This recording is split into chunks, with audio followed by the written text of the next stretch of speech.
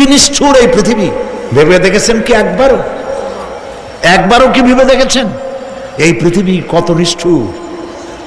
এই সন্তান সন্ততি সব একটি মোহ, একটি মায়া, একটি মহব্বত, একটি প্রতারণা।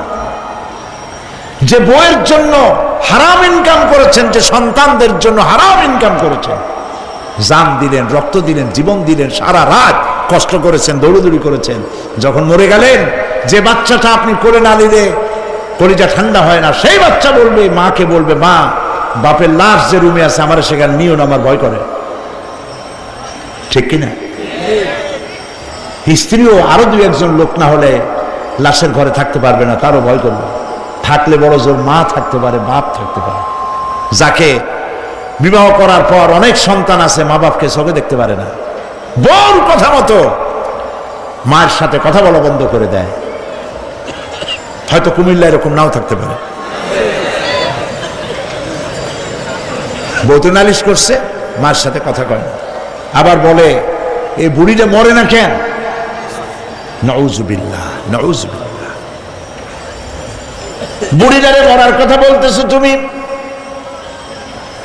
তোমার ছোট্টবেলায় যখন তোমার টাইফয়েড হয়েছিল, অসুখ করেছিল, গরিব বাবা, বাড়িতে ল্যাপ নাই, খাতা নাই, তোষক নাই, সেই জায়গায় মা তার কাপড় বিছায় দিয়া বুকের উপরে নিজের শরীরের উষ্ণতা দিয়া বাঁচায় রাখার চেষ্টা করেছে, নিজে না খেয়ে খাওয়াইছে, অসুখ সারে না। মা ওই মুমূর্ষ বাচ্চার সেরানে তার মাথার কাছে বসে তাহাজ্জুদের নামাজ পড়ে কোরআন শরীফ তেলাওয়াত করে, চোখ দিয়া পানি পড়ে, আর বলতে তাকে, রব্বুল আলামিন আমার জীবনটারে দিয়ে আমার কলিজার টুকরা সন্তানটারে বাঁচাইয়া দাও। যেই মা নিজের জীবন দিয়া সন্তান বাঁচাইতে চাইলো, সেই সন্তান আজকে বউ পাইয়া মাকে ভুলে যায়, মায়ের সাথে খারাপ ব্যবহার করে। আল্লাহ রাব্বুল আলামিন বলেছেন, মা বাবার সঙ্গে খারাপ ব্যবহার করো না, ভালোবাসায় কথা বলো। ওয়াকুল লাহুমা কাওলান কারীমা, সম্মান সূচক কথা বলো।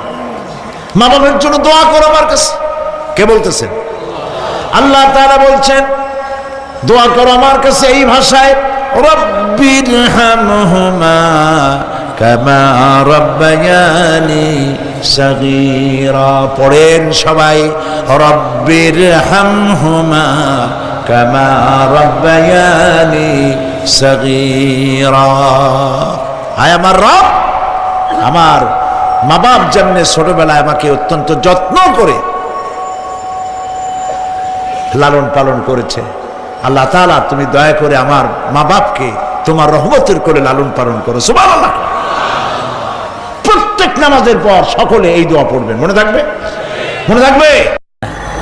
হযরত আলী বলেছেন, যেখানে ইলম চর্চা হয়, কোরআন আলোচনা হয়, হাদিস আলোচনা হয়, সেটা কোনো সাধারণ জায়গা না, সেটা জান্নাতের টুকরা হয়ে যায়। যেরকম সুবহানাল্লাহ। কাজী বেহেশত থেকে শয়তানের জন্য বাইর করিয়া না দেয়, সতর্ক থাকেন। শয়তান কি চায় যে আপনি সারাক্ষণ শোনেন? কি কোন চায়? চায় না। শয়তানের খপ্পরে পড়েন না, বসেন আর শোনেন। ইমানদার যখন বিপদে জর্জরিত হতে থাকে তখন সে ভেঙে পড়ে না, তখন অন্ধকারের, বিপদের অন্ধকার বিদীর্ণ করে আলোর এক প্রভা তার চোখের সামনে উদ্ভাসিত হয়ে ওঠে। সেটা কি? সেটা হলো আল্লাহ রাব্বুল আলামিনের বাণী, ফাইন্না মাআল উসরি ইউসরান, ইন্না মাআল উসরি ইউসরা। আল্লাহ পাক বলেন, জেনে রাখো, দুঃখ এবং কষ্টের সাথে রয়েছে সুযোগ আর সুবিধা, আর অসচ্ছলতার সাথে রয়েছে উদার সচ্ছলতা। জোরে কোন সুবহানাল্লাহ। কাজে ভয় পাওয়ার কারণ নাই, হতাশ হওয়ার কারণ নাই, মন আশায় বুক বেঁধে রাখো। গুনাহ করেছ, হতাশ হয়ো না। যুবকদের গুনাহ করা স্বাভাবিক। ইউনিভার্সিটির ছাত্র, কলেজের ছাত্র, প্রফেসর, শিক্ষক, অফিসার ঘুষ খেয়েছেন, জিনা করা হয়েছে, মদ খাওয়া হয়েছে, মিথ্যা কথা বলা হয়েছে, যাই কিছু করেন না কেন ভয় পাওয়ার কারণ নাই, নিরাশ হওয়ার কোনো দরকার নাই। আল্লাহ পাক ডেকে বলেছেন, কুল ইয়া ইবাদিয়াল্লাযীনা সারাফু আলা আনফুসিহিম লা তাকনাতু মির রাহমাতিল্লাহ। আরে আমার আল্লাহর মতো এত ভালো আর কেউ আছে? এত দরদ আর কারো আছে? আমার আল্লাহ বলেন, ও নবী আপনি শুনায় দেন, হে আল্লাহর বান্দারা, তোমরা যারা নিজেদের উপরে বাড়াবাড়ি করেছো, নিজেদের উপরে জুলুম করেছো, অত্যাচার করেছো, আমি আল্লাহর রহমত থেকে নিরাশ হয়ে যেও না। মানুষ যদি অপরাধ করে, বাপের সাথে অপরাধ করেছে, মায়ের সাথে অপরাধ করেছে, মা বাবা সন্তানের চাইতে এত বড় কল্যাণকামী তো আর কেউ নাই, কিন্তু মা বাবা কোনোদিন বলে না আয় আমার ছেলে তোরে মাফ করে দেই, এরকম বলে নাকি? মন চায় ছেলে যদি মাপ চাইতো, খুশি হয়ে মাফ করে দিতাম, কিন্তু কেন যে আসে না, ডাকে না যে আয় মাফ করে দেই। মা বাপ আপনাকে এত ভালোবাসে, সেই মা বাপও আপনাকে বলে না যে আয় মাফ করে দেই। আমার আল্লাহ হচ্ছেন এমন আল্লাহ, আল্লাহ রাব্বুল আলামিন ডাকেন, এ বান্দা খুন করেছিস ফিরে আয়, জিনা করেছিস ফিরে আয়, হত্যা করেছিস ফিরে আয়, চুরি করেছিস ফিরে আয়, কুফরি করেছিস ফিরে আয়, সুদ খেয়েছিস, ঘুষ খেয়েছিস, মদ খেয়েছিস ফিরে আয়, এসে আমার দরবারে চোখের পানি ফেল, আমার দরবারে কাঁদাকাটি কর। ইন্নাল্লাহা ইয়াগফিরুয যুনুবা জামিআ ইন্নাহু হুয়াল গফুরুর রহিম। আমার দরবারে চোখের পানি ফেলে কাঁদ, আমি রব্বুল আলামিন জিন্দেগীর গুনাহ মাফ করে দেব। সুবহানাল্লাহ কোন, সুবহানাল্লাহ কোন। আমার কাছে কান, চোখের পানি ফেল। আল্লাহ রাব্বুল আলামিনের কাছে বান্দার দুইটা ফোঁটা বেশি প্রিয়। একটা হলো জিহাদের ময়দানে যে রক্ত ফোঁটা দেওয়া হয়, এটা আল্লাহর কাছে প্রিয়। আর আল্লাহর ভয়তে গুনার জন্য লজ্জা করে, অনুশোচনা করে বান্দা যখন চোখের পানি ছেড়ে দেয়, আল্লাহর কাছে এটা অত্যন্ত প্রিয়। নবীজি বলেছেন, বান্দা যখন গুনার ভয়তে, আল্লাহর ভয়তে, জাহান্নামের ভয়তে অনুশোচনা করে যখন চোখ দিয়া পানি ছেড়ে দেয়, ওই চোখের পানি নাকের অর্ধেক আসতে না আসতে আল্লাহ রাব্বুল আলামিন বান্দারে মাফ করে দেন। আল্লাহ বরদাস্ত করতে পারেন না যে বান্দা কান্দুক। আমার ভাইরা, আল্লাহর রহমত এই পৃথিবীতে, আল্লাহর রহমতকে 100 ভাগ করা হয়েছে। আল্লাহর রহমতের কত ভাগ? এই 100 ভাগের 1 ভাগ সারা পৃথিবীতে ছড়াই দেওয়া হয়েছে। আর 99 ভাগ কার কাছে? আল্লাহর কাছে। একটা ভাগ দুনিয়া ছড়ানো হয়েছে আদম আলাইহিস সালাম থেকে নিয়ে এই পর্যন্ত, এখান থেকে নিয়ে কিয়ামত পর্যন্ত পৃথিবীতে যত মানুষ আসবে, যত প্রাণী আসবে, তাদের মধ্যে প্রাণী জগতেও গাভী তার বাছুরকে ভালোবাসে, ঠিক কিনা? হাতি তার বাচ্চাকে ভালোবাসে, ঠিক কিনা? মুরগি তার বাচ্চাকে ভালোবাসে কিনা? প্রত্যেক মাই তার সন্তানকে ভালোবাসে মানুষের মতো। এই ভালোবাসা, এই স্নেহ, এই মমতা, এই করুণা, এই মহব্বত একটা ভাগ দুনিয়ায় দেওয়ার পর আপনি আর আমি যতটুকুন ভাগে পেয়েছি, সেই মহব্বত স্ত্রীর মহব্বতে অস্থির, মায়ের মহব্বতে অস্থির, সন্তানের মহব্বতে অস্থির।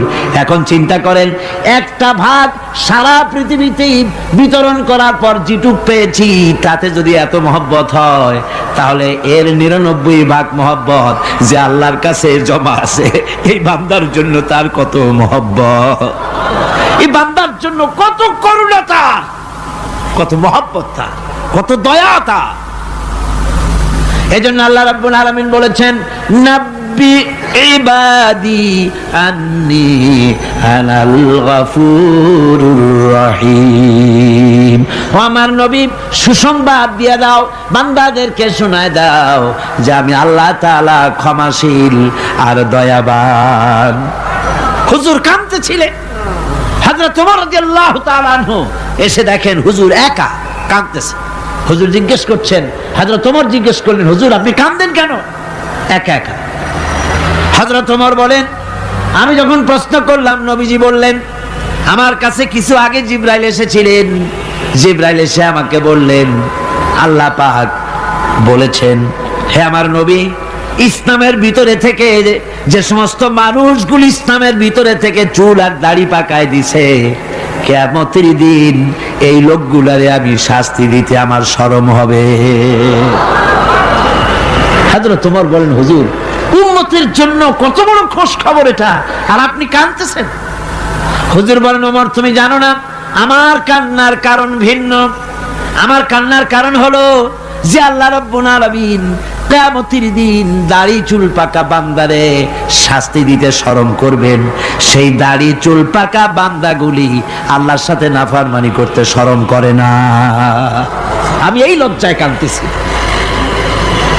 ভাইরা, হুজুর আল্লাহ পাক বলেন, ও আমার নবী, রাতের আধারে যখন একটা বুড়া আমার দরবারে হাত উঁচু করে, একটা বুড়া মানুষ রাতের আধারে যখন আমার দরবারে হাত উঁচু করে, আর যখন বলতে থাকে, রব্বুল আলামিন আমার পেছনের জীবনটা বড় খারাপ করেছি, এমন কোন কাজ জীবনে করি নাই যা তোমার কাছে কিছু দাবি করতে পারি, সব রকমের নাফরমানি করেছি, আজ আমি বুড়া হয়ে গেছি, কামাই করতে পারি না, ছেলে আমাকে চোখে দেখতে পারে না, পুত্রবধূ আমাকে ঘরে জায়গা দেয় না, আমার স্ত্রী আমাকে দেখতে পারে না, রোজগার করতে পারি না, হাঁটতে পারি না, চলতে পারি না, সবার কাছে আমি তিতা হয়ে গেছি, আমি দাঁড়াতে পারি না, কোমরে ব্যথা পাই, হাঁটুতে ব্যথা পাই, চলতে পারি না, কানে শুনতে পাই না, চোখে দেখতে পারি না, আর তোমার কাছে কিছু চাইয়া নেব এমন ভালো কাজও করি নাই। এইভাবে যখন বান্দা কাঁদতে থাকে আমার দরবারে, ও আমার হাবিব আমার রহমতের দরিয়ায় জোশ মেরে যায়, আমার শরম হয় এই বুড়াটারে কেমনে খালি হাতে ফিরাইয়া দেই। সুবহানাল্লাহ, সুবহানাল্লাহ। আমার আল্লাহর এত দয়া, আমার আল্লাহর এত মায়া, এত মহব্বত। আমার আল্লাহ রাব্বুল আলামিন বলেন, وَإِذَا سَأَلَكَ عِبَادِي عَنِّي فَإِنِّي قَرِيبٌ। আমার হাবিব, আমার বান্দা আমার ব্যাপারে প্রশ্ন করে, আমি বান্দার একদম নিকটে। কোরআন শরীফের ভিতরে যত জায়গায় রাসূলকে বলা হয়েছে সুয়ালের কথা, আপনাকে প্রশ্ন করা হয়, আল্লাহ তার জবাব কুল এই কথা বলে জবাব দিয়েছেন। যত জায়গায় সুয়াল এসেছে, যেমন কোরআনে কারীমের মধ্যে আল্লাহ পাক বলেন, ওয়ায়াসআলুনাকা আনিল মাহিদ, মেয়েদের হায়েজ সম্পর্কে জিজ্ঞাসা করা হয়, কুল হিয়া আযা, হে নবী আপনি বলুন। এভাবে করে কুল দিয়ে জবাব দেওয়া হচ্ছে। আবার প্রশ্ন করা হচ্ছে, ওয়ায়াসআলুনাকা আনিল আনফাল, এই গনিমতের মাল সম্পর্কে হুজুর আপনাকে, হে নবী আপনাকে প্রশ্ন করা হয়। আল্লাহ কুল দিয়া জবাব দিলেন, আল্লাহ বলেন আপনি বলেন। ওয়ায়াসআলুনাকা আনিল খামরি ওয়াল মাইসির, আল্লাহ পাক বলেন নবী আপনারে প্রশ্ন করা হয়, কুল ফীহিমা ইসমুন কাবীর, আল্লাহ কুল দিয়া বললেন তুমি বলো। আবার বলা হলো, ওয়ায়াসআলুনাকা আনিল আহিল্লা কুল হিয়া মাওয়াকিতু লিন্নাস, ও নবী আপনাকে প্রশ্ন করা হয় চাঁদের ক্রমবর্ধমান এবং ক্রমহ্রাস, এই যে বাড়ে আর কমে, পূর্ণিমা হয় অমাবস্যা হয়, কেন হয় আপনি বলুন। কুল, আপনি বলেন এটা আমি অক্ত এবং সময়, বছর আর দিন গণনা করার জন্য পৃথিবীবাসীদের জন্য বিনা পয়সায় একটা ক্যালেন্ডার বানাইয়া আকাশে ঝুলাই রেখেছি। এভাবে যত জায়গায় এসেছে আপনাকে প্রশ্ন করা হয়, তত জায়গায় আল্লাহ জবাব দিয়েছেন কুল আপনি বলেন। গোটা কোরআন শরীফের ভিতরে এই একটি মাত্র জায়গা যেখানে বলা হয়েছে আপনাকে প্রশ্ন করা হয়, আল্লাহ এখানে বলতে পারতেন কুল আপনি বলেন, আল্লাহ তোমাদের নিকটবর্তী, এভাবে জবাব হয় নাই। এটা কায়দাটা হলো এই, আল্লাহ বলতেছেন ওয়াইজা সালাকা ইবাদি, ও আমার নবী প্রশ্ন তো আমার বান্দারা আমার ব্যাপারে করেছে, এবার আপনার জবাবের কোনো দরকার নাই। প্রশ্ন আমার ব্যাপারে, আমি নিজে জবাব দিয়ে দেই, ফা ইন্নী কারীব। ও বান্দা, আমার ব্যাপারে প্রশ্ন করেছিস, জবাব আমি দেই, আমি তোর সবচাইতে বেশি নিকটে। সুবহানাল্লাহ। কত নিকটে? وَنَحْنُ أَقْرَبُ إِلَيْهِ مِنْ حَبْلِ الْوَرِيدِ। তোর যে রগ, এই শাহরগের চাইতেও আমি তোর বেশি কাছে। সুবহানাল্লাহ। আমারে ডাক, আমারে ডাক, কলিজা দিয়ে ডাক, অন্তর দিয়ে ডাক। মনের থেকে মানুষ যদি ডাকে, মুখের ডাক আর মনের ডাক এক জিনিস নয়। दिल से जुबात निकलती है, असर रखती है, पर नहीं मगर ताकते परवाज रखती है। दिल থেকে যে কথা বেরোয় তা প্রভাব বিস্তার করে, ডানা নাই কিন্তু ওড়ার ক্ষমতা রাখে। মনের কথাই ভিন্ন। মন থেকে, দিল থেকে, কলিজা থেকে, অন্তরের গভীর কন্দর থেকে মুহাব্বতের সাথে কেউ যদি একবার বলে আল্লাহ, বলেন আল্লাহ, আল্লাহ, আল্লাহ। আল্লাহ রাব্বুল আলামিন বলেন, অন্তরের অন্তঃস্থল থেকে একটি বার যদি বান্দা বলেন আল্লাহ, আল্লাহ বলেন 70 বার সাড়া দিয়া জিজ্ঞেস করি, বান্দা কি চাও, আমি তোমার কাছে আছি। সুবহানাল্লাহ। আমি তোর একদম কাছে, কি চাস বল, বল আমার কাছে।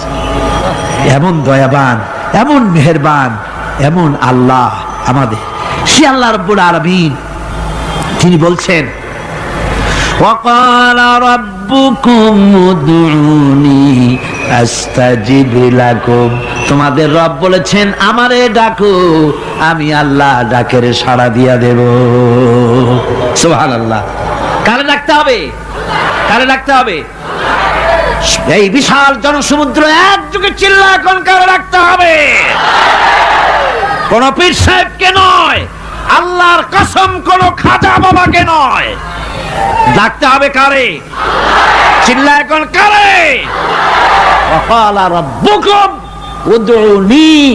তোমার রব তোমাকে বলতেছে আমারে ডাকো, আস্তাজিব লাকুম, আমারে ডাকবে আমি সাড়া দিয়ে দেব। সুবহানাল্লাহ। আল্লাহকে ডাকেন। কি চাই আপনার বলেন, কি চাই? আল্লাহর কাছে চান, আল্লাহ দিয়ে দিবেন। দেওয়ার জায়গা আল্লাহর কাছে চাইবেন, আল্লাহ দিবেন। দেওয়ার জায়গা, চাওয়ার জায়গা হলো সেজদায় পড়ে যাবেন। আমার ভাইয়েরা, জায়গাটা চিনায় দিলাম। মাজারে যাওয়া লাগবে না, কবরে যাওয়া লাগবে না। 2 রাকাত নামাজ পড়ে সেজদায় পড়ে গিয়া যত বিপদ আছে, মুসিবত আছে, সেজদার মধ্যে চোখের পানি ছেড়ে দেন আর কেন্দে কেন্দে জীবনের কথা বলেন। আল্লাহ রাব্বুল আলামিন আপনার আওয়াজ শুনবেন আর দোয়া কবুল করে নিবেন। কামতে হবে আল্লাহর কাছে। কার কাছে? আল্লাহর কাছে। সুম্মা ইস্তাগফিরুল্লাহ। আর এরপরে সে যদি আমি আল্লাহর কাছে ক্ষমা চাই, ইয়াজিদিল্লাহ গফুরার রহিমা, সে আমি আল্লাহকে গফুর এবং রহিম হিসাবে পাবে। সুবহানাল্লাহ। আল্লাহকে গফুর এবং রহিম হিসাবে পাওয়া যাবে। সব আল্লাহকে বলতে হবে, গুনাহ মাফ চাইতে হবে। এই জন্য হুজুর সাল্লাল্লাহু আলাইহি ওয়াসাল্লাম দৈনিক 100 বার তওবা পড়তেন। কোন হাদিসে আছে 70 বার, কোন হাদিসে আছে 100 বার তওবা পড়তেন। নামাজের পরে তো প্রত্যেক নামাজই পড়তেন হুজুর, সালাম ফিরাতেন আর সাথে সাথে বলতেন আল্লাহু আকবার, আস্তাগফিরুল্লাহ, আস্তাগফিরুল্লাহ, আস্তাগফিরুল্লাহ। মনে থাকবে আপনাদের? মনে থাকবে? সালাম ফিরাইয়া কি বলবেন? না, সালাম ফিরাবার সাথে সাথে বলবেন আল্লাহু আকবার, তারপরে পড়বেন আস্তাগফিরুল্লাহ, আস্তাগফিরুল্লাহ, আস্তাগফিরুল্লাহ। তওবা পড়বেন। আল্লাহর কাছে সবসময় গুনাহ মাফ চাইতে থাকবেন, বিনীত থাকবেন। আল্লাহকে পাওয়া যাবে, তাকে রহিম হিসেবে পাওয়া যাবে। সুতরাং ঈমান বিল্লাহ, আল্লাহর প্রতি ঈমান আনলে পরে 4 নম্বরের যে উপকারটা হবে সেটা হলো হতাশায় ভুগবে না, নিরাশায় ভুগবে না, আশায় বুক বেঁধে উঠবে। ঈমান মজবুত হবে, আল্লাহর কাছে মানুষ বিনয়ী হয়ে যাবে।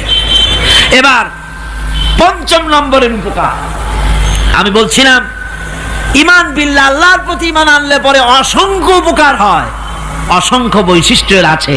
এর 6টা উপকারের কথা আমি বলবো। কয়টা? অসংখ্য উপকারের ভিতরে প্রধান 6টি উপকারের কথা বলবো। এর বললাম কয়টা? 4টে বলেছি। এবার বলো পঞ্চম উপকারের কথা। আল্লাহর প্রতি আপনি পূর্ব পশ্চিমে কতবার মুখ ঘোরালেন, এটাই কিন্তু আপনার আসল সৎ কাজ নয়। আসল সৎ কাজ হলো আল্লাহর প্রতি ঈমান আনা। এই ঈমানের ব্যাপারে 3টা দিন আমরা পার করে দিলাম, এখনো কথা শেষ হয় নাই। আল্লাহর প্রতি ঈমান আনলে পরে যে উপকারটা হবে 5ম নম্বরে, সেটা হলো কঠোর এবং কঠিন বিপদের ভিতরে বান্দার ভিতরে অবিচলতা এবং ধৈর্যের সৃষ্টি হয়ে যাবে। আলহামদুলিল্লাহ। কঠিন বিপদ মুসিবত আসলে পরে সে অবিচল থাকবে। সারা দুনিয়ার বিপদ আপদ, শত্রুতা, দুঃখ, কষ্ট, মুসিবত, জুলুম, নির্যাতন সবকিছু পাহাড়ের মতো উঁচু হয়ে তাকে ঘিরে ফেলবে, কিন্তু তাকে এক চুলও নাড়াতে পারবে না। আলহামদুলিল্লাহ। সারা পৃথিবী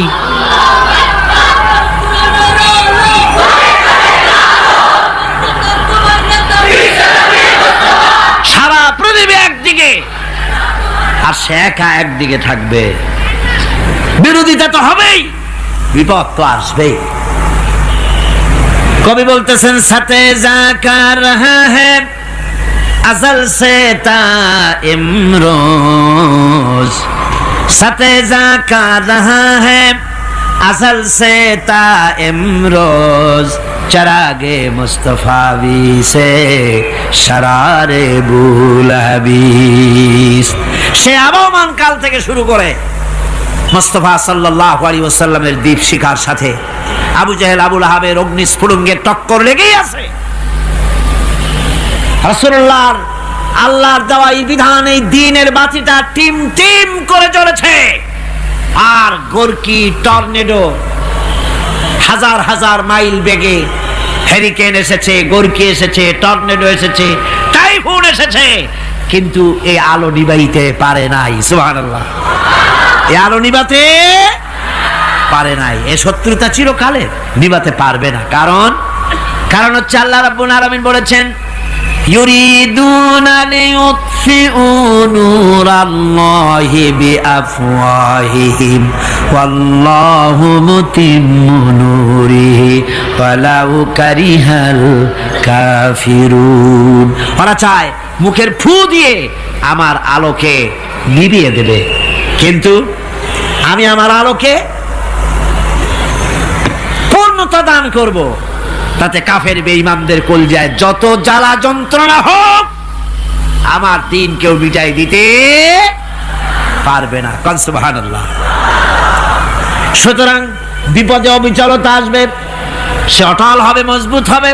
কোরআনে কারীম বলতেছে ওয়া কাযালিকা জাআলনা লিকুল্লি নাবিয়্যিন আদুওয়াম মিনাল মুজরিমিন। এই পৃথিবীতে এমনি করে আমি সকল নবীদের শত্রু বানিয়েছি, সব পাপিষ্ঠ অপরাধীদেরকে। নবীদের সাথে বিরোধিতা করেছে কারা? পাপিষ্ঠরা, অপরাধীরা। আজও খুঁজে দেখেন, আজও ইসলামী আন্দোলনের বিরোধিতা যারা করে সবগুলি কি? পাপিষ্ঠ। সত্য কিনা কর? ইসলামী আন্দোলনের বিরোধিতা যারা করে হিসাব করে চোখ দিয়ে তাকায় দেখেন, খুঁজে দেখেন তাদের নামগুলি। মদখোর, জিনাকার, বদমাশ, চোর, হাইজাকার, বেনামাজি, লুটেরা, মিথ্যাবাদী, সবচাইতে সমাজের নিকৃষ্ট লোকগুলি ইসলামের বিরুদ্ধে করে।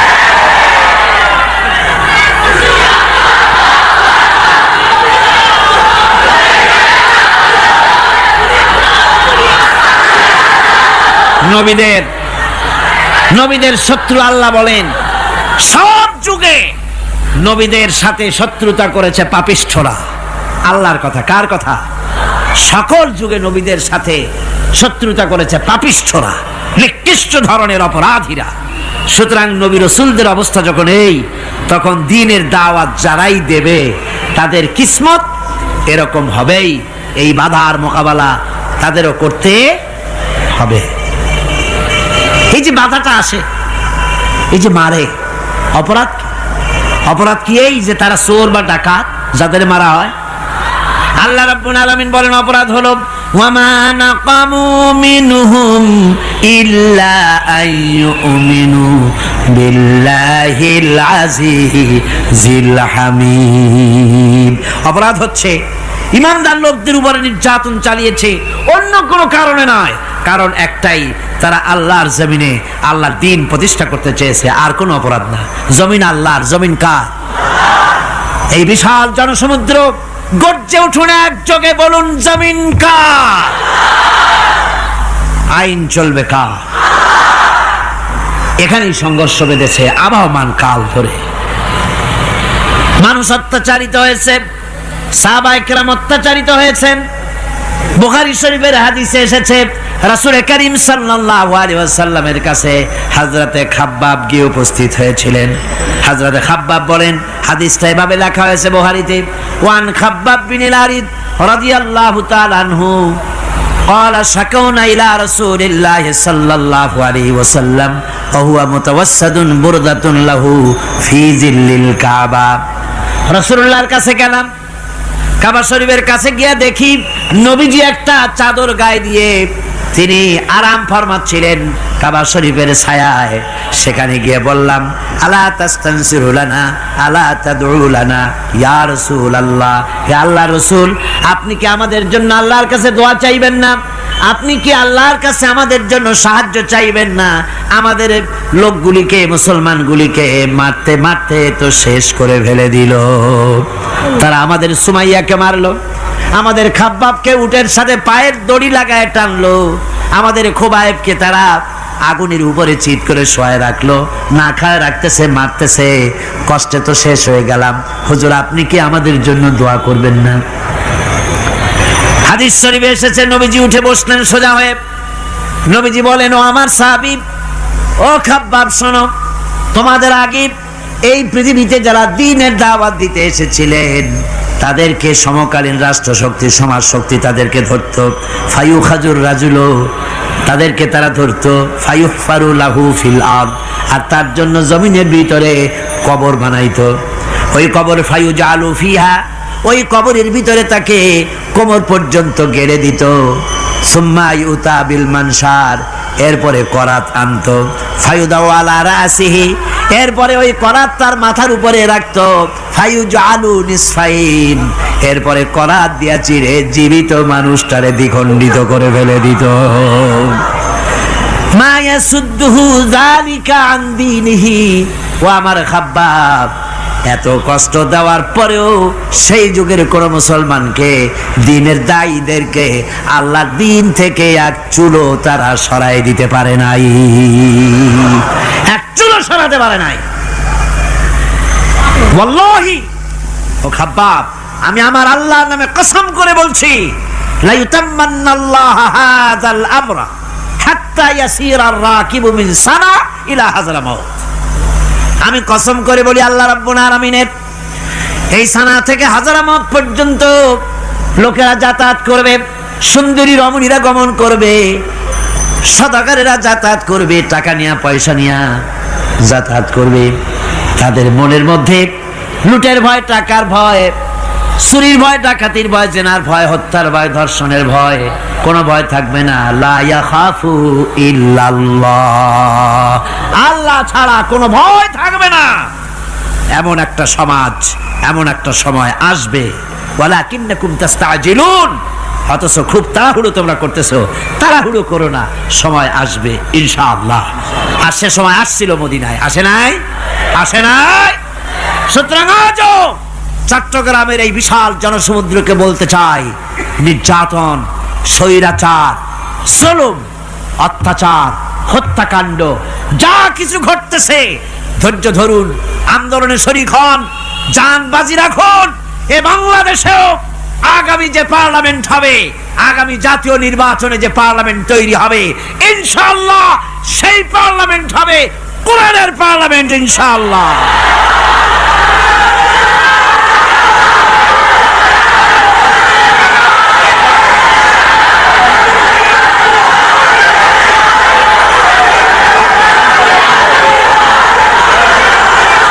আমার ভাইয়েরা, আমার বন্ধুগণ, কঠিন বিপদে অবিচলতা এবং ধৈর্যের দৃষ্টান্ত রেখে গেছেন আম্বিয়া আলাইহিমুস সালাম। সুবহানাল্লাহ।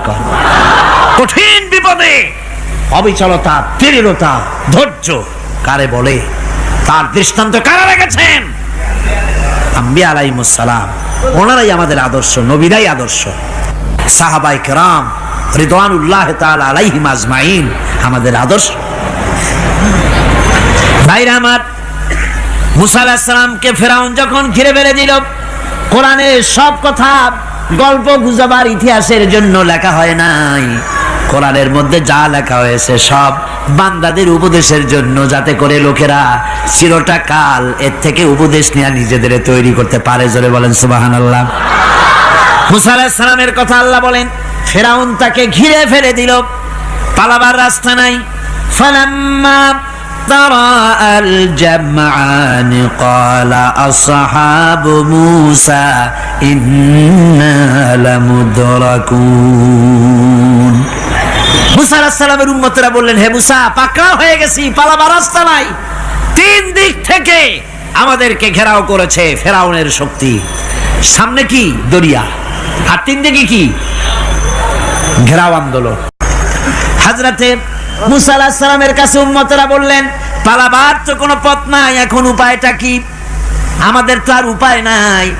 মুসা আলাইহিস সালাম দেখেন বিপদে পড়ে গেছেন, কিন্তু ধৈর্য হারান নাই, ভয় পান নাই। ভয় পাইছিলেন? ভয় পেয়েছেন? প্রশ্নই ওঠে না। মুসা আলাইহিস সালাম, আল্লাহ পাক যাদেরকে বলেছেন উলুল আযম রাসূল, যাদের বলেছেন তার মধ্যে হযরত মুসা একজন উলুল আযম পয়গম্বর। চারটিখানি কথা না, আল্লাহ কথা বলছেন তার সাথে, কালিমুল্লাহ তিনি। সুবহানাল্লাহ।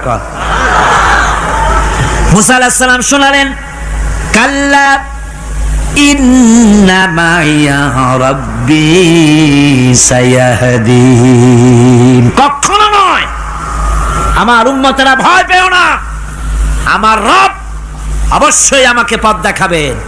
সুবহানাল্লাহ। তিন দিক থেকে শত্রু, একদিকে দরিয়া, পালাবার কোন রাস্তা নাই। সেখানে দৃঢ়তার সাথে তিনি বলছেন, অবশ্যই আমার আল্লাহ আমারে পথ দেখাবে। সুবহানাল্লাহ। নবীরা এই দৃঢ়তা দেখিয়েছেন, অবিচলতা দেখাইছেন। আল্লাহ পাক মুসা আলাইহিস সালাম যখন এই দৃঢ়তা দেখালেন, এই অবিচলতা দেখালেন, সঙ্গে সঙ্গে জিবরাইল এসে হাজির হয়ে গেলেন। আল্লাহ পাক বলেন, ফাআওহাইনা ইলা মূসা আন আদরিব বিআসাকাল বাহরা ফানফালাকা ফাকানা কুল্লু ফিরকিন কাত্তাউদিল আযীম। মূসা আলাইহিস সালামকে আমি ওহী নাজিল করলাম, তাকে বললাম হাতে যে লাঠি আছে, এই লাঠি দিয়ে আঘাত করো দরিয়ার উপরে। দরিয়ার উপরে আঘাত করলেন, একটা রাস্তা হয় নাই, 12টা রাস্তা তৈরি হয়ে গেল। আর দেওয়ালগুলা পাহাড়ের মতো উঁচা হয়ে গেল। দরিয়ার ভিতরে পাহাড়ের মতো উঁচা, মজবুত 12টা রাস্তা। এবার মুসা আলাইহিস সালাম তার দলবল নিয়ে চললেন। আল্লাহ রাব্বুল আলামিন বলেন, ওয়া আনজাইনা মূসা ওয়া মান মাআহু আজমাইন। মুসা এবং তার সাথী সঙ্গীদেরকে আমি পার করে দিলাম। মুসা আলাইহিস সালাম এবং তার সাথী সঙ্গী নিয়ে যখন দরিয়ার মাঝখানে আসছে, ফেরাউন তার দলবল নিয়ে এসে গেছে। আসে দেখে নদীর মধ্যে রাস্তা। বাবা, খুব তো কায়দা। ও মনে করছে ওর বাজানের তৈরি করা ডিস্ট্রিক্ট বোর্ডের রাস্তা। ওর লোকজন নিয়ে নেমে গেছে দরিয়ার ভিতরে, ও আসছে মাঝখানে, মুসা আলাইহিস সালাম চলে গেছেন ওপার, দরিয়া পার। মাঝখানে যখন এসে গেল, আল্লাহ রাব্বুল আলামিন পানিকে অর্ডার করলেন কুন। আল্লাহর তো বটন টেপা লাগে না, মুখ দিয়া কোনো হুকুম করা লাগে না, শুধু বলেন কুন। যে ব্যাপারে কুন বলেন ফায়াকুন, সাথে সাথে হয়ে যায়। আল্লাহ বললেন কুন, আর অমনি রাস্তা বন্ধ হয়ে গেল। এবার তুফান শুরু হয়েছে নদীতে, ঢেউয়ের উপরে ঢেউ, মৌজুন কাল জিবাল, পাহাড়ের মতো উঁচু হয়ে হয়ে ঢেউ আসতেছে। দলবল ঘোড়া আর অস্ত্রপাতি যা ছিল সব মরিয়া শেষ। এবার ফেরাউন একা উপরে ওঠে আর নিচে নামে, পানি খেতে খেতে পেটের কাম সারা। জনমের খাওয়া খাইছে পানি, এখন জান যায়, বাঁচবার আর উপায় নাই, বাঁচবার আর উপায় নাই। ফেরাউন তার নিজের জীবন সম্পর্কে হতাশ হয়ে গেল। এবার ফেরাউন বলতেছে, আমানতু আন্নাহু লা ইলাহা ইল্লাল্লাযী আমানাত বিহি বানু ইসরাঈল। আমি ঈমান আনলাম, আমি ঈমান আনলাম আল্লাহ ছাড়া কোনো ইলাহা নাই। ওই আল্লাহর উপর ঈমান আনলাম যে আল্লাহর উপর ঈমান এনেছে বনি ইসরাঈলেরা। আল্লাহ যাতে ঠিক পায় যে কোন আল্লাহর উপর ঈমান আনছে। বনি ইসরাঈলের আল্লাহর উপর ঈমান আনলাম। আল্লাহ এই তো মুসলমান হয়ে গেছি, এরপরও আমারে সুবাও কেন? আল্লাহ রাব্বুল আলামিন জবাবে বলেন, আল আন, এখন ওয়াকাদ আসাইতা ক্বাবলু ওয়া কুনতা মিনাল মুফসিদিন।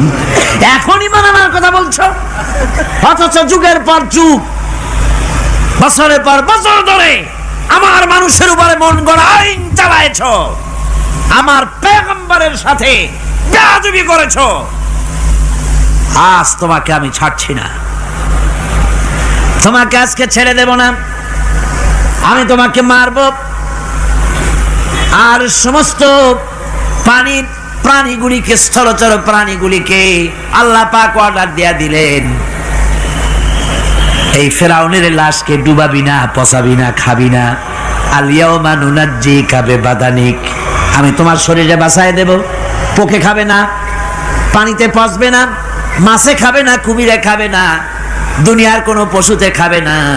আমি তোরে শুটকি বানাইয়া রাখবো, যাতে করে দুনিয়ার সমস্ত ফেরাউন যত যুগে যুগে আসে তোরে দেখে যেন হেদায়েত নিতে পারে। ফেরাউনকে আল্লাহ শুটকি বানায় রাখছে। আমি ফেরাউনদের লাশ দেখেছি ব্রিটিশ মিউজিয়ামে। ফেরাউন তো একটা না, অনেকগুলা। আসলটারে অবশ্য দেখিনি। ব্রিটিশ মিউজিয়ামে ওই ফেরাউনগুলার লাশ যখন অসুবিধা হয়, মমিগুলি, তখন ইংল্যান্ডে নিয়ে যায় চিকিৎসা করাবার জন্য। চোখটোক আছে গর্তের ভিতরে, তারপরে চামড়া টামড়া হাড়ের সাথে মিশানো, ওইভাবে চেহারা দেখলে মনে হয় যে সত্যি ফেরাউনিগুলা। আর ব্রিটিশের কাম মিশর থেকে না আনছে এমন কোনো জিনিস নাই। আমি সেখানে এক বক্তৃতায় বলছিলাম, আপনারা এদের এখন সভ্য, এদের এখন ভদ্র, এরা হলো ইন্টারন্যাশনাল চোর। ওরা সারা দুনিয়া চুরি করেছে। লন্ডনে বক্তৃতা করেছি, সারাটা দুনিয়া চুরি করছে, আমাদের দেশকে শোষণ করেছে। এই বিশাল ভূভাগকে শোষণ করে ইংল্যান্ডের দ্বীপটাকে তারা সাজাইছে। তারা ময়ূর সিংহাসনের, শাহজাহানের ময়ূর সিংহাসনের ময়ূরের বাম চোখে কোহিনূর মণি লাগাইছিলেন। শাহজাহান ময়ূরের ডান চোখে কোহিনূর মণি লাগায় নাই। কোহিনূর মণির অনেক দাম, আমি দেখে এসেছি মণি। এখন সেটা কুইন এলিজাবেথের মুকুটের শোভা পাচ্ছে। সেই মণি এমনি বলে প্রবাদে, 7 রাজার ধন এক মাণিক্য, বলেন এরকম, অনেক দাম। শাহজাহান দেখালেন, আমি মুসলমান, আমার কাছে এটার দাম নাই, এই জন্য ময়ূরের ডান চোখে লাগালাম না, বাম চোখে লাগাই দিলাম। এইটারে চুরি করছে। তারপরে মিশর থেকে, মিশরের মমি চুরি করেছে, জুতা চুরি করছে, ছাতি চুরি করছে, পিসা চুরি করেছে। আমি বললাম, এগুলা কি ভদ্রলোক নাকি? এরা জুতা চোর, পিসা চোর, লাঠি চোর, সব চুরি করেছে। যাই দেখেন ব্রিটিশ মিউজিয়ামের মধ্যে সব দুনিয়ার চুরি করা জিনিস নিয়ে তারা মানুষকে দেখাইয়া পয়সা অর্জন করছে। টিপু সুলতানের তরবারিটা পর্যন্ত চুরি করেছে। আজ পর্যন্ত ব্রিটিশ মিউজিয়ামে টিপু সুলতানের তরবারিটা আছে, আমি তরবারিটা দেখে এসেছি। আমার বন্ধুগণ, বলতেছিলাম যে পৃথিবীতে আল্লাহ রাব্বুল আলামিন নবীরা তাদের চরিত্র দিয়ে বিপদের মোকাবেলা করে, দুনিয়ার সামনে কঠিন বিপদের মোকাবেলা করে অবিচলতা, দৃঢ়তা দেখায় গেছেন যে কেমন করে এই পৃথিবীতে বিপদের সামনে মোকাবেলা করতে হয়। ধৈর্য ধরতে হবে। বিপদ আসবে পাহাড় সমান হয়ে, আপনাকে ধৈর্য ধারণ করতে হবে সেভাবে বুক বেঁধে। যেহেতু এটা যদি বিশ্বাস হয় যে আমার কিসমতে যা আছে তার থেকে বেশি কিছু হবে না, তাহলেই আপনার ধৈর্য আসবে, ভয় পাবেন না। কথা ঠিক কিনা কন? এবারে হযরত হুদ আলাইহিস সালাম সম্পর্কে আল্লাহ রাব্বুল আলামিন বলেন, হযরতে হুদকে যখন ষড়যন্ত্র হলো, কাফির বেঈমানেরা তাকে মেরে ফেলার জন্য যখন সরকারি ষড়যন্ত্রে লিপ্ত হয়ে গেল, হযরতে হুদ সমাজের এই চ্যালেঞ্জের মোকাবেলা করলেন। হযরত হুদ বলেন, ফাকিদুনি জামিআন সুম্মা লা তুনজিরুন ইন্নী তাওয়াক্কালতু আলাল্লাহি রাব্বি ওয়া রাব্বিকুম। তোমরা তোমাদের ষড়যন্ত্র আমার বিরুদ্ধে যত পারো আমার বিরুদ্ধে ষড়যন্ত্র চালাও, এতটুকু আমার অবকাশ দিও না। আমি এমন আল্লাহর উপরে ভরসা করেছি যার হাতের ভিতরে তোমাদেরও জান আর আমারও জান। যা পারো তাই করো। সরকার সমস্ত শক্তি একত্রিত হয়ে আমার মোকাবেলা করো। একদিকে হুদ আলাইহিস সালাম, আর একদিকে গোটা জাতি। হযরত হুদ ভয় পায় নাই। সুবহানাল্লাহ কোন? ঈমান বিল্লাহ মানুষের কলিজাকে এভাবে শক্ত করে দেয়। কোন আলহামদুলিল্লাহ।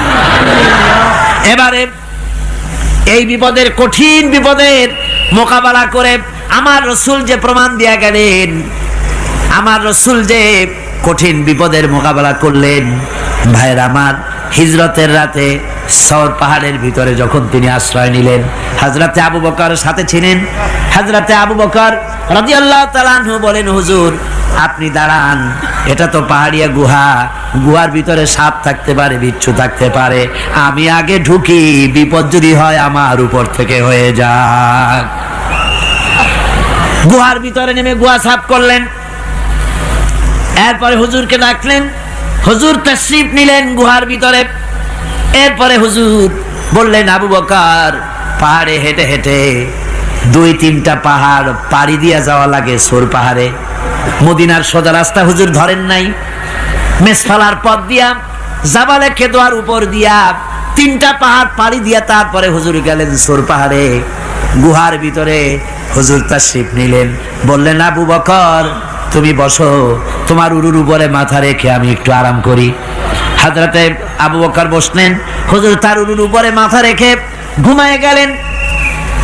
আর এরপরে কাফির বেঈমানেরা তালাশ করতে করতে কাফেররা এসে গেল পায়ের চিহ্ন দেখে দেখে গর্তের কাছে। হযরত আবু বকর ভয়তে কেঁদে ফেললেন, আহারে আর তো উপায় নাই, এবার তো ধরা পড়ে গেছি, এবার নবীজিকে মেরে ফেলে দেবে। নবীর মহব্বতে, নিজের মহব্বতে নয়, নবীর মহব্বতে কাঁদতেছিলেন। হুজুর বলেন, হুজুরের ঘুম ভেঙে গেল। বলো আবু বকর কাঁদো কেন? ছেলের কথা, মেয়ের কথা, বিবির কথা, বাড়ির কথা মনে পড়লো নাকি? হযরত আবু বকর বলেন, ইয়া রাসূলুল্লাহ, আল্লাহর কসম করে বলি, যেদিন ঈমান এনেছি এই কলিজার ভিতরে মা বাপ, স্ত্রী, পুত্র, পরিজন, এমনকি আমার নিজের জীবনের চাইতে আপনারে বেশি ভালোবাসি। তা কাঁদো কেন? কাঁদো কেন? হযরত আবু বকর বলেন, হুজুর ধরা পড়ে গেছি, কাফেররা এসে গেছে গর্তের কাছে, তাকালি আমাদের দেখতে পাবে, আমরা তো মাইনরিটি, ওরা তো মেজরিটি, আমরা তো ধরে মারি ফেলাই দেবে, আপনাকে মেরে ফেলে দেবে, এই জন্য কাঁদি। আল্লাহ রাব্বুল আলামিন, হুজুর তখন কি দৃঢ়তা, কি অবিচলতা, কি ধৈর্যের পাহাড় সম মনোবৃত্তি তখন দেখালেন। আল্লাহ কোরআন শরীফে চিরকাল যাতে মানুষেরা হেদায়েত নিতে পারে সেজন্য হুজুরের কথা উঠায় দিলেন কোরআনে। আল্লাহ পাক বলেন, ইযহুমা ফিল গার ইয ইয়াকুলু লিসাহিবিহি লা তাহজান ইন্নাল্লাহা মা'ানা। ও বন্ধু, ভয় পেও না, আল্লাহ আমাদের সাথে আছেন। সুবহানাল্লাহ গো, আল্লাহ আমাদের সাথে আছেন। আমরা মাইনরিটি নই, আমরাই মেজরিটি। আল্লাহ আছে আমার সাথে, ভয় পাওয়ার কোনো কারণ নাই। সুবহানাল্লাহ। আল্লাহ পাক বলেন, فأنزلallahu সাকিনাতাহু আলাইহি ওয়া আইয়াদাহু বিজুনুদিন লাম তারাওহা। আমি এদের অন্তরের ভিতরে আমি শান্তি নাজিল করে দিলাম, প্রশান্তি দিয়া দিলাম, আর আমি সাহায্য করলাম, আর এমন সব সৈন্য পাঠায় দিলাম যে সৈন্যগুলি তোমরা দেখতে পাও নাই। সুবহানাল্লাহ ওয়া বিহামদিহি। ভাইরা আমার, রাসূল করিম সাল্লাল্লাহু আলাইহি সাল্লাম এই বিপদের মাঝে, চরম বিপদের মাঝে অবিচলতা, দৃঢ়তা, কঠিন আত্মনির্ভরতা দেখিয়েছেন। এগুলি হলো ঈমানের পঞ্চম নম্বরের উপকারিতা। আল্লাহর প্রতি ঈমান আনলে এভাবে পাহাড় সম ঈমান মজবুত হয়ে যায়। জেলের পরোয়া করি না, ফাঁসির পরোয়া করি না, শহীদ হওয়ার পরোয়া করি না, মেরে ফেলে দেবে, উড়ায় দেবে, হত্যা করবে, পরোয়া করি না। পরোয়া করি কেবলমাত্র কাকে? জোরে বলেন কারে? এইরকম মুসলমান হাজার হাজার লাখ লাখ দরকার নাই, 313 জন যথেষ্ট। কয়জন যথেষ্ট? 313 জন যথেষ্ট। বদরে যারা জান দিয়ে মাল দিয়ে দিনকে প্রতিষ্ঠিত করেছিলেন, এরকম 313 জনই যথেষ্ট ছিল। আল্লাহর দিনকে কায়েম করার জন্য যদি রক্ত দেওয়া লাগে, তাহলে এই বিশাল জনসমুদ্রকে প্রশ্ন করি, ভয় পাবেন? রক্ত দিতে পারবেন? যদি জেলে যাওয়া লাগে যেতে পারবেন? যদি শহীদ হতে হয় তাও কি পারবেন? এই দৃঢ়তা, এই অবিচলতা, এই ঈমান, এই ধৈর্য শিক্ষা দেয়, এই উপকার করে ঈমান বিল্লাহ। আল্লাহর প্রতি ঈমান আনলে এভাবে পাহাড়ের মতো শক্ত হয়ে যায় কলিজা। কোন আলহামদুলিল্লাহ। আমার বন্ধুগণ, এবার আমি বলবো সর্বশেষ উপকারের কথাটা বলি, মোনাজাত ছেড়ে দেব। কয়টার কথা বলছিলাম? উপকার 6টা উপকারের কথা বলেছি। অনেকগুলি বৈশিষ্ট্য, অনেকগুলি উপকারের মধ্যে আল্লাহর প্রতি ঈমানের 6টা উপকারের কথা 5টা বলা হয়ে গেছে। এবার 6ষ্ঠ নম্বর এবং শেষ নম্বর, এটা হচ্ছে আল্লাহর প্রতি ঈমান আনলে পরে তার দ্বারা সবচাইতে বেশি ফায়দা পায় সমাজ এবং রাষ্ট্র। কোন আলহামদুলিল্লাহ, কোন আলহামদুলিল্লাহ। আল্লাহর প্রতি ঈমানের দ্বারা নৈতিক সংশোধন হয় এবং রাষ্ট্র আর সমাজ সবচাইতে বেশি উপকৃত হয়।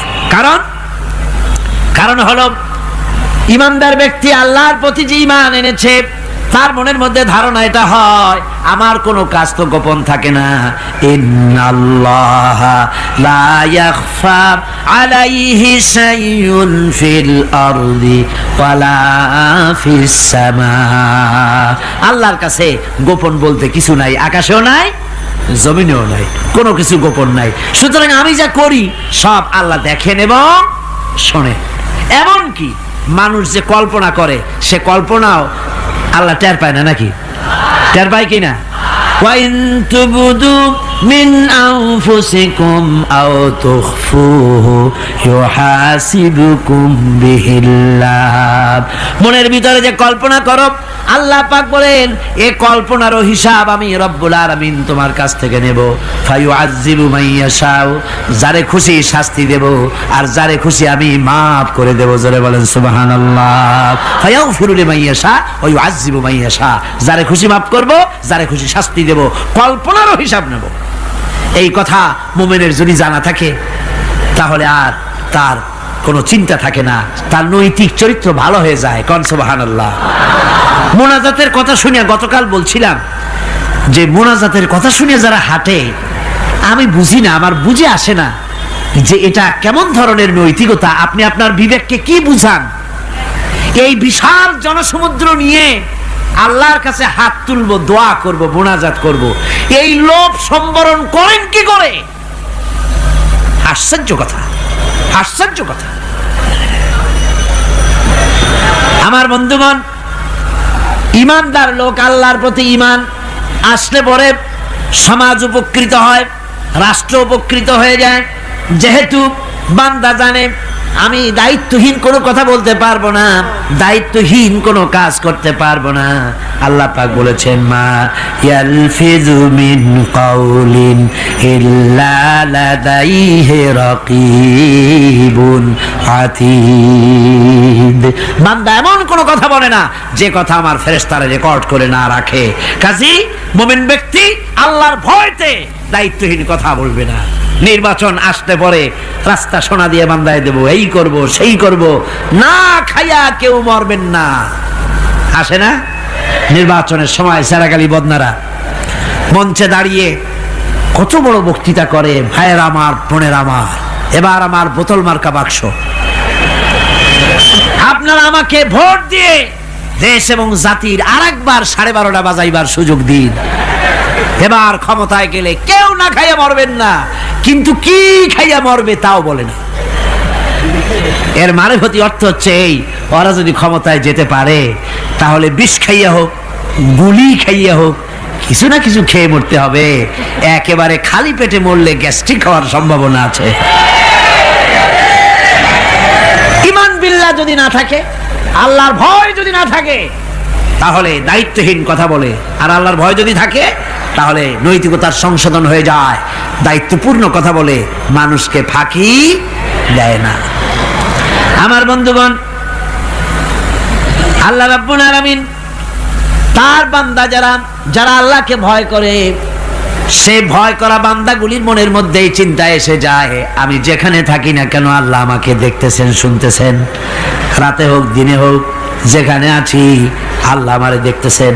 আল্লাহ পাক বলতেছেন ওয়া হুয়া মাআহুম ইজ ইউবাইতুনা মা লা ইয়ারদা মিনাল কওলি ওয়া কানা আল্লাহু বিমা ইয়ামালুনা মুহীতা। আল্লাহ পাক বলেন আমি তো আমার বান্দার নিকটে তখনও থাকি যখন সে গোপনে গোপনে রাতের বেলায় আমার মর্জির খেলাফ পরামর্শ করে। আমার মর্জির খেলাফ পরামর্শ করতেছে রাত্রে, আমি তো তখনও কাছে থাকি, ওটা আমি শুনি। ঈমান যদি আসে তাহলে এই সব কাজ থেকে সে বিরত থাকে। সে যদি কম হয় সেখানেও আল্লাহ, বেশিও যদি হয় সেখানেও আল্লাহ। এমন কোন জায়গা আছে নাকি চিটাগংয়ে যেখানে আপনি একটা আকাম করবেন আর আল্লাহ টের পাবে না? কোন আছে নাকি? আচ্ছা চট্টগ্রামে না থাকুক, বাংলাদেশের কোন জায়গা আছে নাকি? পার্বত্য চট্টগ্রামে যত পাহাড় আছে, উঁচু নিচে জায়গা আছে, ওই জায়গায় বোধহয় আছে নাকি? সারা পৃথিবীতে আছে কোথাও? আল্লাহকে ফাঁকি দেওয়ার জায়গা কোথাও? সব স্পষ্ট। আল্লাহ কি ঘুমায় নাকি? ঘুমায়? তার কাছে দিনও যায়, রাতও তাই। সমানে তিনি দেখতে পান, শুনতে পান, সবকিছু দেখতে পান, সবকিছু শুনতে পান। তাকে ফাঁকি দেওয়ার কোনো উপায় নাই। এই জন্য ৬ষ্ঠ নম্বরের উপকার যেটা হয় সেটা হলো সমাজ উপকৃত হয় ওই মানুষ দিয়ে যার মধ্যে ঈমান আছে। হযরত ওমর রাদিয়াল্লাহু তাআলা আনহু রাতের আধারে শেষ রাত্রে ঘুরতেছিলেন, দেখেন এক বাড়িতে কথা হচ্ছে, কথাবার্তার আওয়াজ পাওয়া যায়। মনে করলেন কোনো অসুখ বিসুখ নাকি। ঘরে গিয়ে কান পাচ্ছেন দেওয়ালের সাথে, শুনতে পাচ্ছেন ভিতরে বুড়ি মা তার মেয়েকে বলছে, এই মেয়ে ওঠ, উটের দুধ দোয়াই নিয়ে আসছি, এর মধ্যে পানি মিশা, তারপর সকালে বাজারে নিয়ে যা। মেয়ে বলছে, মা এই কামটা আমি পারবো না। কেন পারবি না? হযরত ওমর ফরমান জারি করেছেন, দুধে পানি মিশাতে নিষেধ করেছে, কাজে এই কাজটা আমি পারবো না। আরে বেটি, আমিরুল মুমিনিন দেখ এখন কোথায় যায়, ঘুমায় আছে, সে কি দেখতেছে নাকি যে পানি মিশাই নাকি মিশাই? মেয়ে বলতেছে, মা আমিরুল মুমিনিনকে ফাঁকি দেওয়া যেতে পারে, তার পুলিশ বাহিনীকে ফাঁকি দেওয়া যেতে পারে, কিন্তু আল্লাহ রাব্বুল আলামিনের চোখকে ফাঁকি দেওয়া যাবে না। হযরত ওমর এই কথা শুনে বাড়ি চলে গেলেন আর নিজের ছেলেকে ডেকে বললেন, ছেলে আমার, অমুক জায়গায় একটা বাড়ি আছে, সেখানে একটা যুবতী মেয়ে আছে, ওই মেয়েটার বিয়ে হয়েছে কিনা শোনো, যদি বিবাহ না হয়ে থাকে তুমি তোমার নিজের বিয়ের প্রস্তাব দাও। আমিরুল মুমিনিন এই মেয়েটা সুন্দরী কেমন, স্বাস্থ্য কেমন কিছুই দেখলেন না, দেখলেন তাকওয়া। কি দেখলেন? আল্লাহর ভয়। আল্লাহর ভয় যখন একটা জাতির মধ্যে আসে, পুলিশ লাগে না, পুলিশের কাজ কমে যায়। পুলিশ তো পাহারা দিতে দিতে অস্থির হয়ে যায়, সারা রাত দিন সমানে কষ্ট করতে হয় তাদের। অধ্যাপক মুফিজুর রহমান সাহেব কালকে যে কথাটা বলছিলেন, আসামি পুলিশেরা কত কষ্ট করে জানবাজি করে আসামি ধরে, আর টেলিফোন আসে, হ্যালো কে চিটাগংয়ের এসপি নাকি? বলে হ্যাঁ। কারে ধরছো? ধরছি তো বল্টু মিয়ারে। ছাড়ো মিয়া, বল্টু আমার দলের লোকটা তুমি ঠিক পাও নাই, তোমার নাক টাইট দিয়ে দেবে। বল্টুরিও ছাড়ো আর তার বন্দুকও ছাড়ো, ঠিক কিনা আমার ভাইয়েরা? সুতরাং ঈমান যদি এসে যায় জাতির মধ্যে, পুলিশের দরকার হবে না, পুলিশ দরকার হবে কিন্তু তাদের ডিউটি কমে যাবে। আসামিরা আর অন্যায় কাজ কম করবে।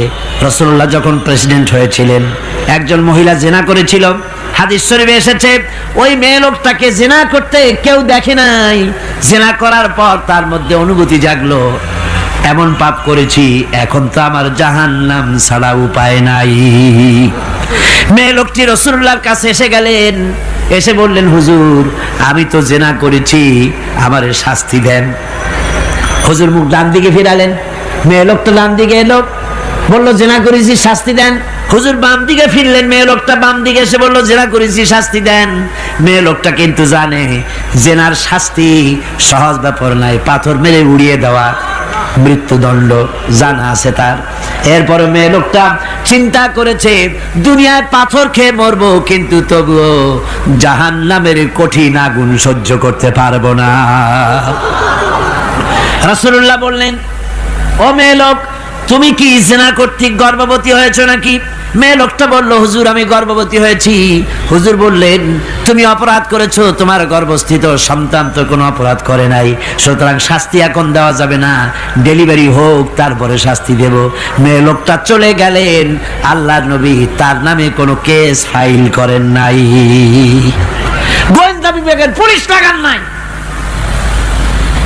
ডেলিভারির পর এই মেয়ে লোক আবার এসে হাজির, পুলিশ দিয়ে আনা লাগে নাই, আবার এসে হাজির, হুজুর আমি সেই হতভাগিনী, বলছিলেন ডেলিভারির পর বিচার করবেন, এই যে বাচ্চা হয়েছে, এ বাচ্চার দায়িত্ব কাউকে দেন, আর আমারে তাড়াতাড়ি শাস্তি দেন, আমি যদি মরে যাই আমি জাহান্নামে চলতে পারবো না। হুজুর বললেন, অপরাধ তুমি করেছো, এই বাচ্চার অধিকার আছে তোমার বুকের দুধ খাবে, আমি সেই অধিকার বাচ্চাকে নষ্ট করতে পারি না, বাচ্চা দুধ ছাড়ুক তারপরে এসো। 2 বছর যেতে না যেতে ওই মেয়ে লোকটি বাচ্চারে করে করে নিয়ে এসেছে, পুলিশ লাগে নাই, গোয়েন্দা বিভাগের কাউকে পাঠানো লাগে নাই। মেয়ে লোকটি বাচ্চা কোলে করে নিয়ে এসে হাজির, হুজুর আমারে চিনছেন নাকি? আমি তো সেই হতভাগিনী, জিনা করছিলাম, বিচার চাইছিলাম, ডেলিভারি পরে হবে বলছিলেন, দুধ ছেড়ে দিলে পরে হবে বলেছিলেন, আমার ছেলে এখন দুধ ছেড়ে দিয়েছে, আমি তারে রুটি খাওয়া শিখাইছি, দুধ ছাড়া এখন সে বাঁচবে, আমি তার হাতে রুটি দিয়ে আনছি, দেখেন ও রুটি খেতে পারে, আর দেরি করবেন না, আমার বিচার করে দেন। রাসূলুল্লাহ ছেলেটার দায়িত্ব কাউকে দিয়ে দিলেন, আর বললেন এই মহিলাটিকে নিয়ে যাও, বুক পর্যন্ত মাটির মধ্যে গেড়ে দিয়ে তারপরে রজম করো। মেয়ে লোকটিকে বুক পর্যন্ত গেড়ে দেওয়া হলো, চতুর্দিক থেকে পাথর মারা হচ্ছিল, পাথরে লেগে শরীরে রক্ত ছিটে এক সাহাবীর গায়ে লাগলো। সাহাবী তারে গালি দিয়েছিলেন, হুজুর শুনে বললেন, সাহাবী গালি দিও না, এই মেয়ে লোকের তওবা আল্লাহর কাছে এত কবুল হয়ে গেছে, যদি এই তওবাকে ভাগ করে দেওয়া হয় গোটা মদিনাবাসীর নাজাতের জন্য তা যথেষ্ট হয়ে যাবে। সুবহানাল্লাহ, পুলিশ লাগে নাই, এমন সমাজ কায়েম হয়, ঈমান বিল্লাহ, আল্লাহর প্রতি ঈমান যদি এসে যায়, জাতির যদি রক্তে রন্ধ্রে রগে রেশায় যদি ঈমান এসে যায়, তাহলে পুলিশ বিডিআর আর্মি আরামে ঘুমাবে, তাদের জন্য পরিশ্রম হবে না, কষ্ট হবে না, অপরাধ প্রবণতা কমে যাবে, মানুষের অশান্তি কমে যাবে, শান্তির বন্যা প্রবাহিত হয়ে যাবে। সুবহানাল্লাহি ওয়া বিহামদিহি। এই জন্য রাসূলুল্লাহ বলেছিলেন, খায়রুল কুরুনি কারনি, সর্বশ্রেষ্ঠ যুগ কার যুগ? জোরে বলেন না, সর্বশ্রেষ্ঠ যুগ কার যুগ? রাসূলুল্লাহর যুগ। জোরে কোন কার যুগ? রাসূলুল্লাহর যুগ। এই জন্য আমি আপনাদের খেদমত আরজ করতে চাই, ইসলাম এ ধরনের সীমারেখা ঠিক করে দিয়েছে, তিলকা হুদুদুল্লাহ ফালা তাতাদুহা, এ হলো আল্লাহর সীমারেখা, এই সীমারেখাকে ভঙ্গ করো না, লঙ্ঘন করো না, আল্লাহর উপরে ঈমান পরিপূর্ণরূপে আনো এবং এই ঈমানের উপরে ভিত্তি করে নিজেদের জীবনকে পরিচালিত করো। এই ঈমান যদি জাতির ভিতরে এসে যায়, তাহলে বৈষয়িক জীবনে, দুনিয়ার জীবনে সত্যিকারের যদি শান্তি পেতে চাই, আল্লাহর উপরে ঈমান আনতে হবে। ইহকাল পরকালে যদি নাজাত পেতে চাই, আল্লাহর উপরে ঈমান আনতে হবে। আর আমরা আমাদের চিন্তা ভাবনায়, ওঠায় বসায়, চলায় ফেরায়, সর্বত্র আল্লাহর উপরে পরিপূর্ণ মাত্রায় ঈমানটা যদি এসে যায়, তাহলেই শান্তি, তাহলেই মুক্তি। গোটা সমাজ শান্তি পাবে, আমরা দুনিয়ায় আরাম পাবো, কিয়ামতে জাহান্নাম থেকে মুক্তি পাবো। জোরে কোন আমিন। প্রিয় ভাই সব, হেদায়েত একটা ভিন্ন জিনিস। মুসলমানের ঘরে জন্মগ্রহণ করলেই মুসলমান হয় না, আবার কাফেরের ঘরে জন্মগ্রহণ করলেই কাফেরই থাকবে, তাও হয় না। দেখেন না, হযরতে ইব্রাহিম আলাইহিস সালামের পিতা ছিল মুশরিক, কাফের। কাফের মুশরিকের ঘরে, মূর্তি পূজারীর ঘরে আল্লাহ পাঠালেন ইব্রাহিম খলিলুল্লাহ আলাইহিস সালাতু ওয়াস সালামকে। সুবহানাল্লাহ। আবার নূহ আলাইহিস সালাম আল্লাহর পয়গম্বর, তার ছেলে হয়ে গেল কাফের। ঠিক না? এই জন্য হেদায়েত এটি আল্লাহর দান। হেদায়েতটা কার দান? এই জন্য আল্লাহ রাব্বুল আলামিন কোরআনে কারীমের মধ্যে আমাদেরকে শিখিয়ে দিয়েছেন, প্রতি রাকাতে আমরা যেন আল্লাহর কাছে হেদায়েত কামনা করি। ইহদিনাস সিরাতাল মুস্তাকিম পড়েন, ইহদিনাস সিরাতাল মুস্তাকিম সিরাতাল্লাযীনা আন'আমতা আলাইহিম গায়রিল মাগদুবি আলাইহিম ওয়ালাদ-দাল্লিন। আমিন। হায় আল্লাহ, তুমি আমাদেরকে হেদায়েত দাও, হেদায়েতের রাস্তা দেখাও। ওই পথ, যে পথ নবীন, সিদ্দিকিন, শুহাদা, সালেহিন, তাদের পথ আমাদের দেখাও। আর যারা অভিশপ্ত, যারা বিপদগ্রস্ত, পথভ্রষ্ট, সে পথে আমি চলতে চাই না। নবীদের পথ আমাদেরকে দেখাও। হেদায়েত পাওয়া যত কঠিন, হেদায়েতের উপরে টিকে থাকা ততোধিক কঠিন। সেই জন্য আল্লাহ তাআলা হেদায়েত প্রাপ্তদের জন্য একটা দোয়া শিখিয়ে দিয়েছেন। এই দোয়াটা করো যাতে তোমরা হেদায়েতের উপরে টিকে থাকতে পারো। দোয়াটা কি? রব্বানা লা তুজিগ কুলুবানা বা'দা ইয হাদাইতানা ওয়া হাব লানা মিন লাদুনকা রাহমাতান ইন্নাকা আনতাল ওয়াহ্হাব। আয় আমার রব, তুমি আমাকে যখন দয়া করে হেদায়েতের রাস্তা দিয়েছো, আল্লাহ তুমি আমাকে হেদায়েত থেকে বিগড়ে দিও না। বলেন আমিন। নবী করিম সাল্লাল্লাহু আলাইহি সাল্লামের কাছে কোরআন নাজিল হচ্ছে। কে এনে দিচ্ছে? আল্লাহ তাআলা দুনিয়ার মানুষকে হেদায়েত দিবেন, সেজন্য নবী দরকার, আর হেদায়েত পাঠানো দরকার। আল্লাহ তাআলা কোনো মানুষের সাথে সরাসরি কথা বলেন না, সরাসরি কথা বলেন না, সামনে এসে কথা বলেন না। যদি কারোর সঙ্গে কথা বলতে চান, মিওয়ারাই হিজাব, পর্দার আড়াল থেকে কথা বলেন, অথবা তার মনের মধ্যে আল্লাহ তাআলা ইলকা করে দেন। আমি গত 2 সপ্তাহ আগে কায়রো সফর করে এসেছি, মিশর। আল্লাহ তাআলার কাছে আমার খুব আশা ছিল। দুনিয়ার 4টি মহাদেশের প্রায় অর্ধশত দেশ ভ্রমণ করেছি, কিন্তু মিশর আমার দেখা হয়নি। মুসা আলাইহিস সালামের দেশ, ফেরাউনের দেশ, ইউসুফ আলাইহিস সালামের দেশ, সালেহ আলাইহিস সালামের দেশ, ইব্রাহিম আলাইহিস সালামের শ্বশুর বাড়ি। তো আল্লাহ তাআলা সেই জায়গা দেখার তৌফিক দিলেন। গেলাম সেই জায়গায়, কায়রো থেকে প্রায় 600 কিলোমিটার দূরে তুরে সায়না, যেখানে আল্লাহ মুসা আলাইহিস সালামের সাথে কথা বলেছিলেন। আমার জীবন ধন্য। আল্লাহ তাআলা সেই জায়গাটাও দেখালেন যেখানে আল্লাহ মুসা আলাইহিস সালামের সঙ্গে কথা বলেছেন। তো আল্লাহ তাআলা সরাসরি কথা বলেন, কিন্তু দেখা যায় না তাকে। এই কোরআন শরীফে আল্লাহ তাআলা কি সুন্দর করে বলেছেন, সূরা তাহার মধ্যে এসেছে, মুসা আলাইহিস সালাম তিনি যাচ্ছিলেন তার স্ত্রী পরিজন নিয়ে। স্ত্রী ছিলেন গর্ভবতী, আসন্ন প্রসবা, ডেলিভারি হবে, প্রচন্ড ঠান্ডা ছিল, এখন আগুনের প্রয়োজন। তিনি দূরে দেখতে পেলেন একটা গাছের উপরে যেন আগুন দেখা যায়। তিনি ছুটলেন সেই আগুনের পানে এবং বললেন, ফাকালা লি আহলিহিম